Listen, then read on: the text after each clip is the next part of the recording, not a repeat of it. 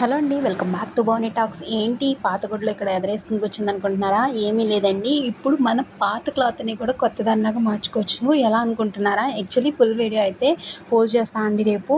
నేను already చేశానమాట. Black కలర్ది నాకు అక్కడక్కడ మరకలుగా ఉందని చెప్పేసి ఫుల్ షర్ట్ తీసుకుని ఎంటైర్ మొత్తం ఎలా చేయాలి ఏంటి అని చెప్పేసి ఫుల్ డీటెయిల్గా వీడియో చేశానండి. దాన్ని ఎడిటింగ్ చేయడమే లేట్ అనమాట. సో నేను ఒక్కసారిగా మొత్తం అని చేశాను.